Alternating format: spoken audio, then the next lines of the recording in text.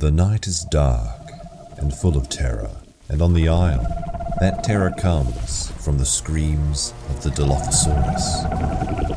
When you hear it, you know that out there is a 7-meter-long monstrosity waiting to strike, infecting its prey with a venomous bite, which slowly drives them mad, being torn apart by hallucinations as the pack takes their time, striking over and over from the shadows. You are right to fear these creatures at night, but to become that fear, you first have to cling to life and survive. You need to run and hide and scavenge what you can, because in this place, we all begin small, weak, and in this Dilo's life, alone.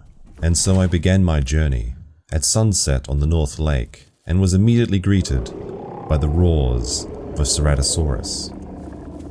This place was going to be unkind to me, and I would need to use all of my wits just to survive the first few minutes. Creeping through the grass, I observed and found that I was surrounded by raptors. One of the reasons I don't care for this area is that it is typically infested with them, and they do breed like rats. As an inquisitive little Dilophosaur, my curiosity did get the better of me, and I decided to get a closer look, creeping through the grass, briefly noticing a large crocodile moving down the river,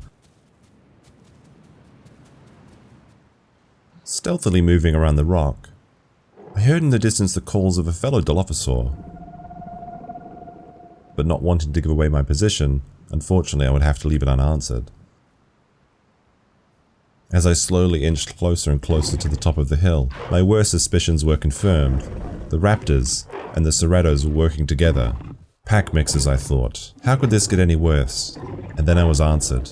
The growl of a second Deinosuchus that had taken up residence in the main lake attracted the attention of 3 additional raptors. I froze and prayed that my size would be enough to conceal me in the long grass. Fortunately, it seemed they had not noticed me yet. There's a strange sense of enjoyment being small, in the juvenile stage when you can hide in the long grass, watching the giant dinosaurs move among you without noticing your presence. And I often wonder how many creatures are observing me when I obtain such a size. But I had been distracted for too long, and I was becoming quite hungry. I had hoped to scavenge some food from this large group, but seeing the numbers, I decided it was best to flee, running off into the night, hoping my footsteps wouldn't alert them to my presence and go find my first meal.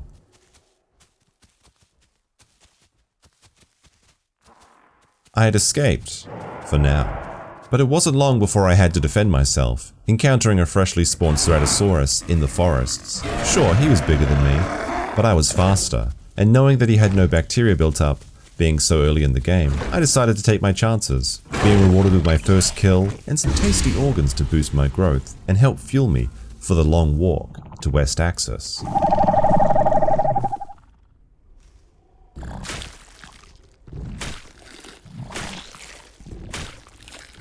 Having survived my first encounter and making my way to greener pastures, I followed the calls of the Dilophosaurs and then found 2 others, and also their fresh kills.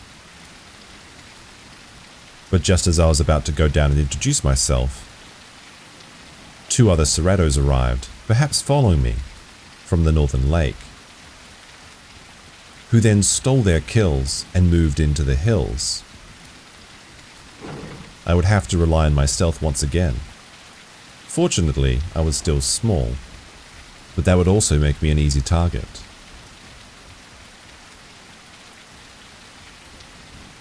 Without much cover in the open grass, I repositioned to a more stealthy bush, and then tried to make contact with the other Dilos.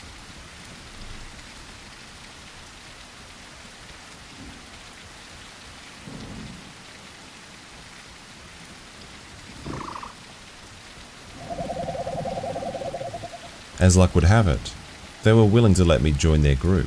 They had been fighting the Ceratos, and they let out their calls to both warn them away, and also help me find them, locate them in the night's rain.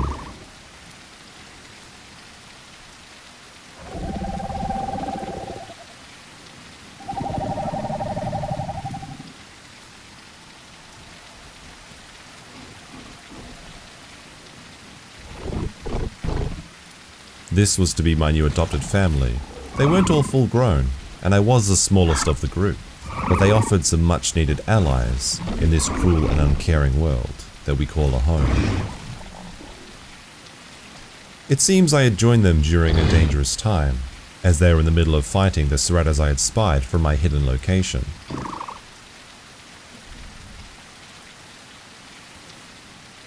They encouraged me to hide while I was small, but I knew that I would need to observe and learn how to fight if I wanted to be a night terror when I was fully grown.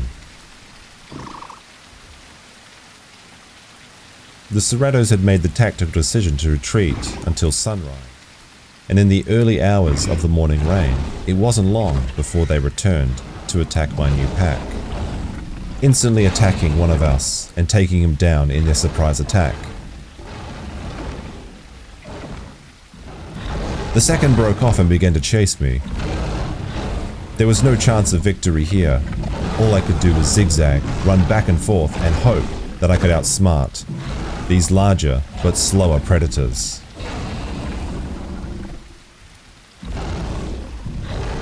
Even the slightest misstep could mean instant death, but fortunately, a quick sidestep allowed me to escape. The Ceratops was hot on my tail, but I ran towards my allies, the full-growns distracting him long enough for me to get to safety.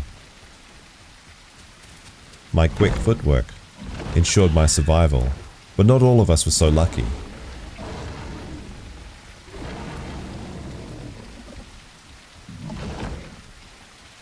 We were now out of our element and down one. There was nothing we could do but get stronger, grow through the day, and then try and attack during the cold, dark night. The Ceratops returned that afternoon, but fortunately, reinforcements had arrived on our side as well. With closer numbers and a speed advantage, we decided to engage them in the midday storm.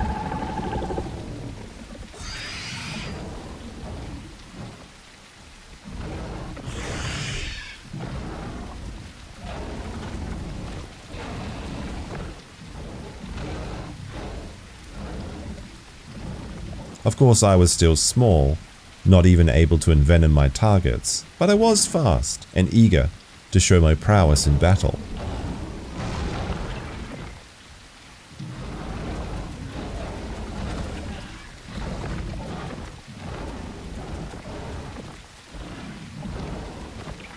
Of course, there wasn't much I could really accomplish being this size, apart from distracting them or biting their toes.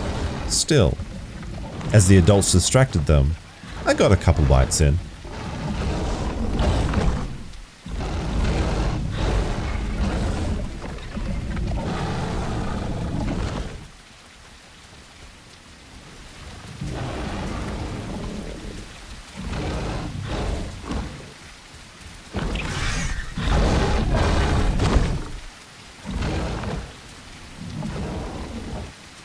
And for a while, I thought I was doing quite well.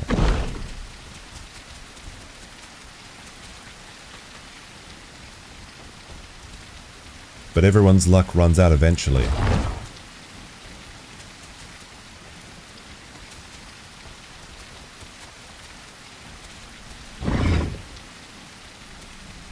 And the Ceratops bacteria was beginning to build on my allies.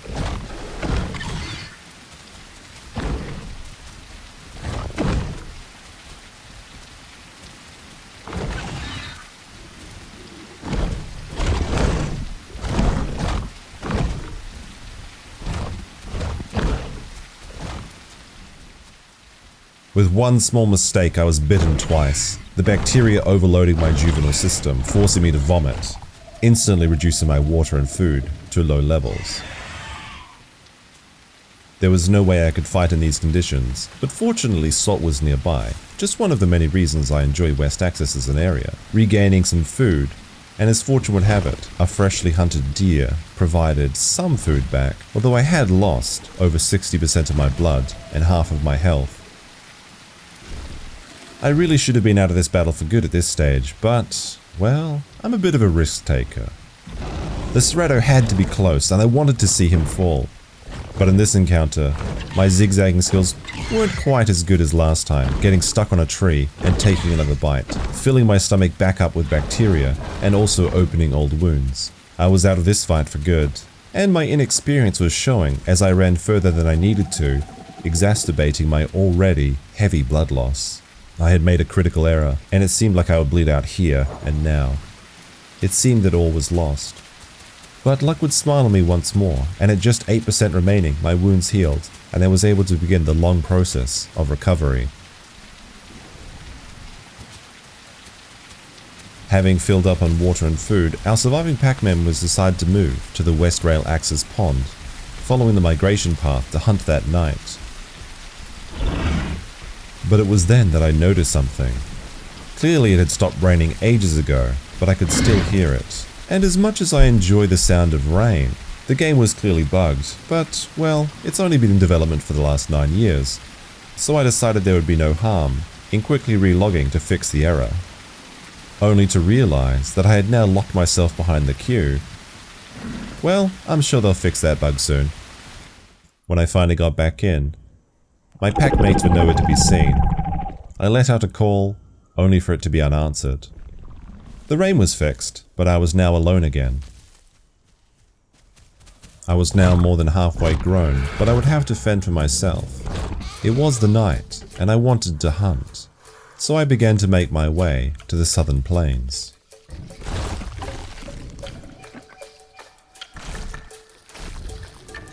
Poetically, as I moved through the trees, the rain began again. The very thing that had now made me alone was my only company for this night.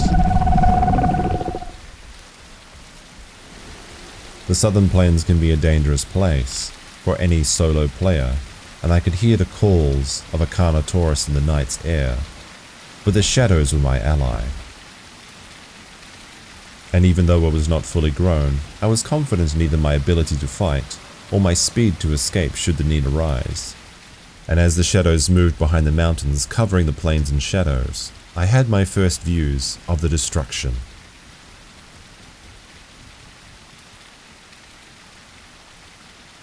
There was bodies everywhere here. It was clear that I had just missed a rather large battle. Although having just arrived, I did not quite yet trust the water to be free of Dilophosaurus, so I decided to stay on my side. It was clear that the east side had many foes, with a fully grown Stegosaurus watching in the distance and the calls of both Ceratosaurus and Carnotaurus bellowing in the night. I could sense a large pack in the distance, so I decided to move my way downriver. Losing my footing on the slippery rocks in the rain, I almost ended my night early. Downstream I encountered more carnage, with a freshly slain Dilophosaurus on the riverbank.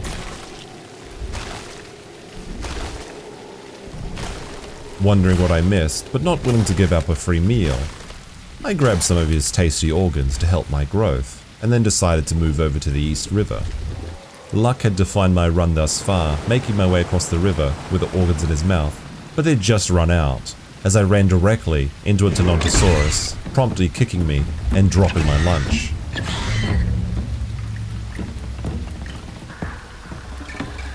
As much as I was looking to prove myself in solo combat, there would be no victory here, taking so much damage up front. I would have to flee until the morning. But having lost the cover of darkness and the benefits it bestowed, I decided it would be better if I made my way back to the tree line to observe from afar. I was rudely interrupted by a juvenile Carnotaurus, the one carnivore on the isle that could actually outrun me, especially in the daytime. There was no running from this fight, so I decided to engage.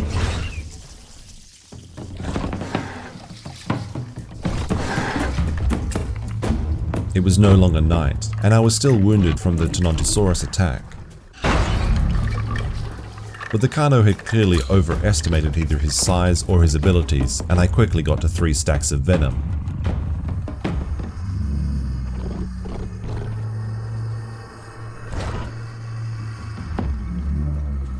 He continued to land charges, but my hallucinations were doing their work, slowly tearing away at his mind and his HP. Perhaps realizing his mistakes, he began to flee, of which he was fast enough to do. He did his best to loop around and trick me by running through some bushes, but I was close on his tail. There is no outrunning the venom of the Dilophosaur. Only time heals that wound, and he had run out of his. Having killed the would-be ambusher, I let out a hoot in victory, and then realized my mistake. 2 fully grown Ceratosauruses were sitting right across the river and had been watching the entire event. My victory could quickly turn to defeat. Realizing I'd used up all of my stamina in the hunt, I grabbed a quick bite and then moved to the closest bush. It was then that my heart sank, as I heard the footsteps of the Ceratos searching for prey on my side of the river. But either by chance or mercy, they walked right past me. Having given myself time to recover stamina and grow a bit, I left my bush and started to move north, noticing the 2 Ceratos on the other side of the river. But as I moved upstream, I noticed a cute little potato trying to hide in the bushes. But feeling merciful and with a full stomach, I saw no reason to end the little guy's career. I just wanted a closer look at him. They are adorable when they're small after all.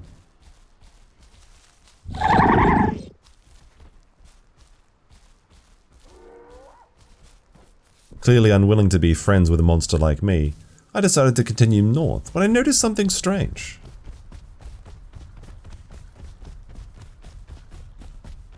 What? You've never heard of a flying fish? The game's only been in development for 9 years after all, so they need a bit more time to work out the bugs.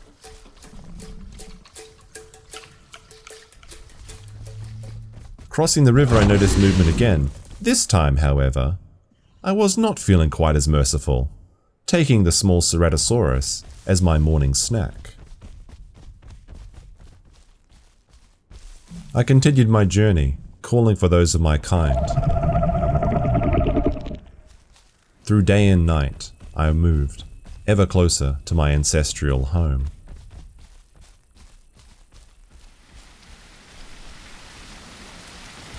It seems that the rain that had made me alone in the first place was now my only comfort. Sheltering under some leaves, as I arrived at the North Lake.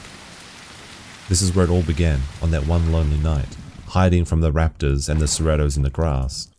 I decided that this is where I would hunt, and it would not be long before I claimed my first kill, in the form of a Trudon, who, quite unfortunately, decided to make his way in front of my bush. And well, I needed something to snack on while I waited for the sun to set.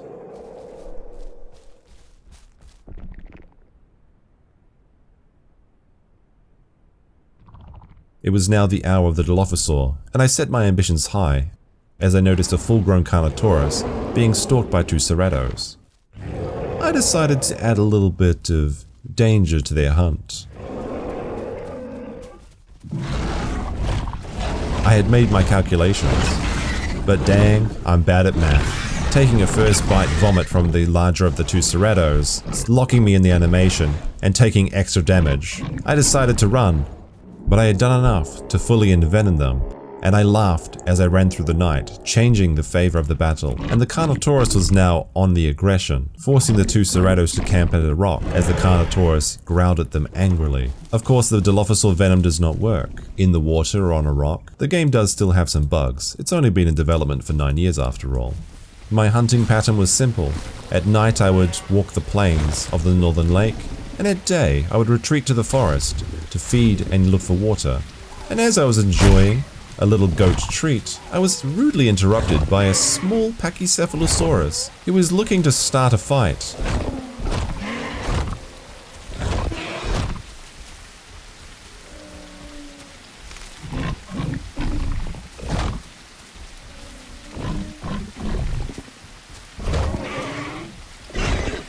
Unfortunately for him, I ended it.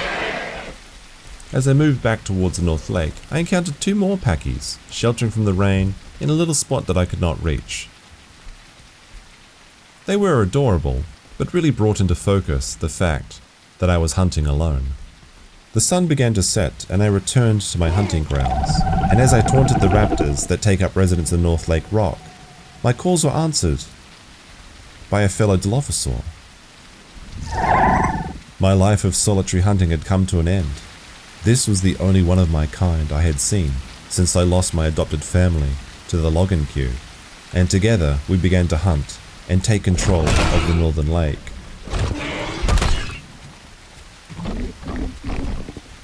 The strength of hunting in numbers was clearly apparent as we began hunting groups of dinosaurs together, starting with a couple of packies, perhaps the same that I had seen earlier that had started to move into our territory, and then moving to the more dangerous prey of the groups of raptors that were now infesting the North Lake. Raptors are not too much to worry about alone, but in packs they are truly deadly. Quick and agile, we needed to be careful, as 2 or more raptors could easily pin us, meaning certain death alone.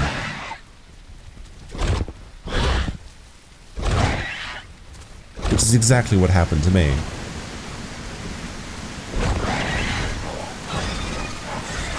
Fortunately, my friend was there to defend me.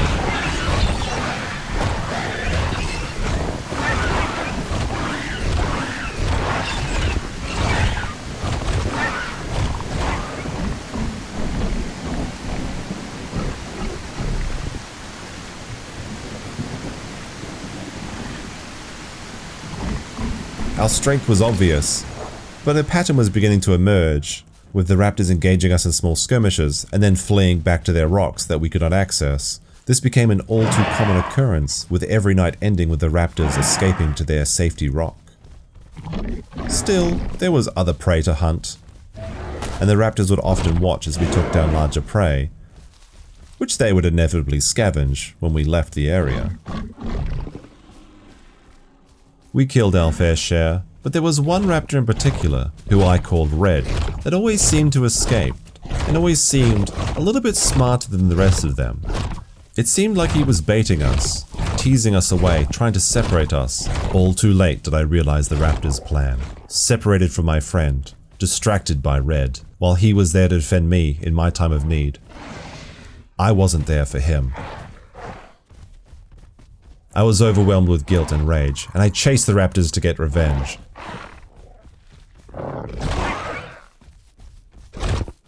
It seemed that my fate was going to be the same as my friend, but I quickly ran to a bush to dislodge him.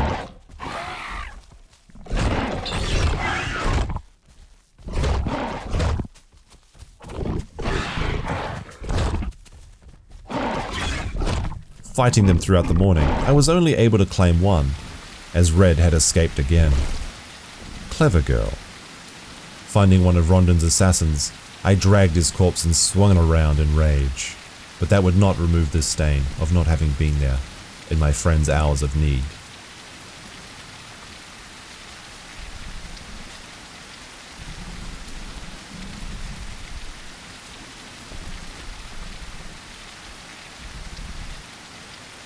That's when I spotted Red taking nips at Rondon's body, sending me into a rage and chasing him.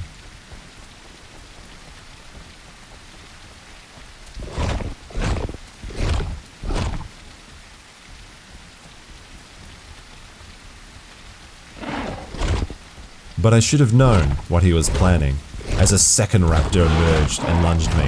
If Red had landed his, it would have been over. But fortunately, the nearby bush allowed me to dismount the would-be attackers again.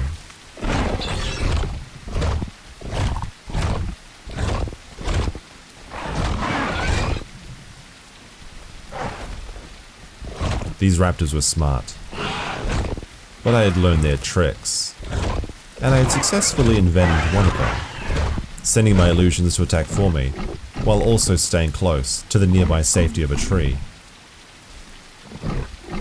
ultimately ending the battle in a stalemate.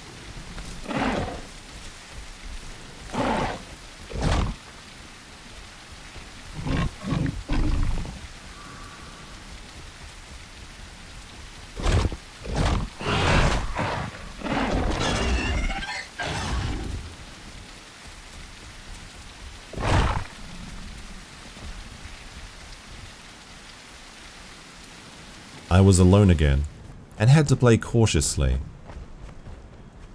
But it wasn't long before more Dilophosaurs started to appear.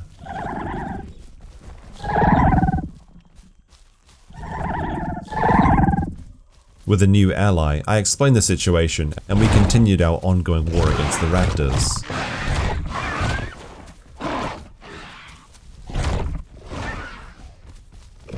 with each kill hoping to wash away the guilt of Rondon's assassination. One sunny morning we spotted an easy prey, Carnotaurus, but something wasn't right. It was clear that the Carnotaurus was working with our resident Deinosuchus. As I watched the large dino swim away, I thought I could get a bite in as well. And then a second Deinosuchus launched from the water and grabbed me in his jaws. Fortunately, the rock saved me, but that was all too close. There's always a second croc. As the days went on, we recruited more in our ranks for the ever-going battles against the raptors. But this was a war of attrition. We killed many raptors, and would lose a few of our own. But the raptors had something we did not, besides their numbers of course. But you should never fight an opponent that have an impenetrable defense, and that's exactly what the raptors have, in the safety of their rock.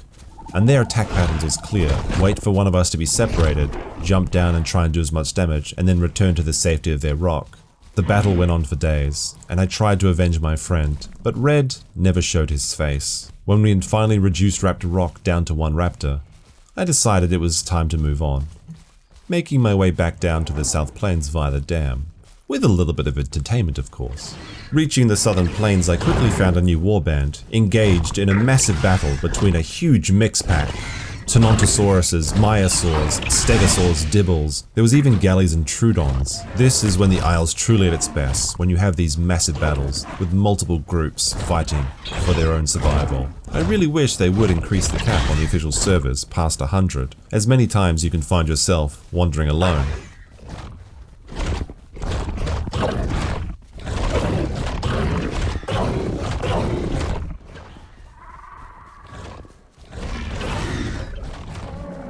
We had our fun, but that ended when the Stegosaurus finally arrived. Still, we got a couple of Tenos, which were a tasty snack.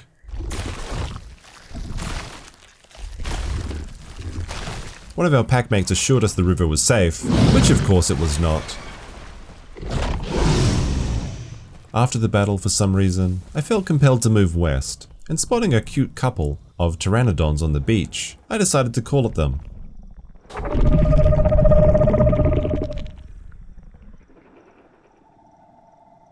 I decided to investigate, not knowing what curious event that this would lead me to.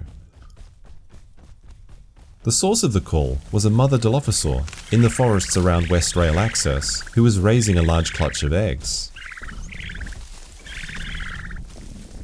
It seems they were intent on raising a megapack, which seemed interesting, so I decided to join them. They informed me that a large pack of raptors had been seen in the west, and they were intent on fighting them. This was clearly what had drawn me to the west. And then, while we were preparing for battle, I spotted something out of the corner of my eye.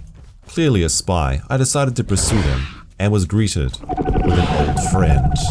But clearly, I had learned nothing, as immediately his minions emerged from the trees and quickly pinned me. Clever girls. I called for help, but they were too far away. This was the fate that I deserved, the one that I had subjected my friend to with my negligence. And then something happened. I don't know if I was being watched over, it was a bug when I typed, or the raptor's stamina was simply too low. Struggling to the bushes, I dislodged the other, allowing me to escape back to the pond. The army had arrived, but wounded and out of stamina, I would not be able to join the battle. There was casualties on both sides, but the Dilophosaurs had won.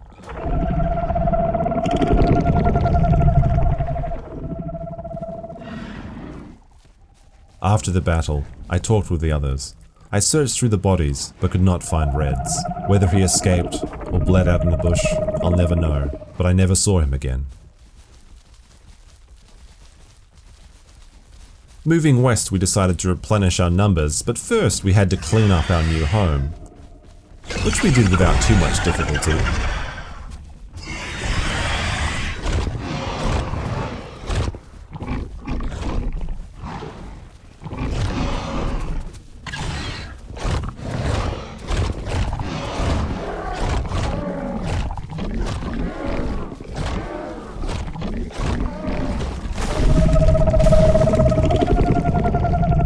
Then moving to the human base to set up our new nesting location.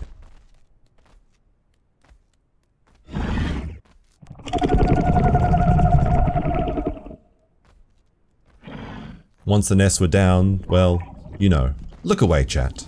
Look away.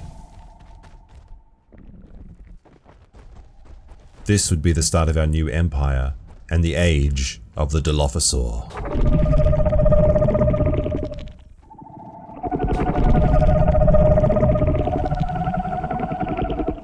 It wasn't long before our new army was grown. We had over a dozen Dilophosaurs, all looking for a fight. Our army called out, filling the night sky with our songs. A song that was beautiful to us, but terrifying of anyone that heard its approach. When we arrived in the southern plains, we found the corpse of 2 dead stegos, apparently the work of a large mixpack that was in the area that we set about searching for. They couldn't be far. As the sun began to rise, we found them. The mixpack was resting down by the beach. But managing a group of a dozen dilos is a lot like herding cats, and we had lost some of our numbers on the beach, so we called for our reinforcements. But the mixpacks had heard too, and began to flee, as our unintentional pincer maneuver was tightening its grip. The mixpackers were on the run. Their numbers were shattered. Even their stegosaurus decided it was better to live on the side of the cliff than face the venom of the Dilophosaur. And then they decided to start logging off and started complaining about us in the Discord, which is pretty funny really. Yes, it was a total Dilophosaur victory. Those who did not run or log off were eaten by our hordes. We had taken the beach, we had taken the night, and now we had taken the day, and taught all of the filthy mixpackers the meaning of fear. Victory was ours. We took a moment to savor and taste the corpses of the fallen, and plan our next action. And then the servers had to be reset. Now, I'm not saying it was us, but there's basically nothing else that could have stopped our mega pack. If you guys like this video, be sure to like it and subscribe since it is a new channel. Let me know what you think below, and I'll see you in the next one.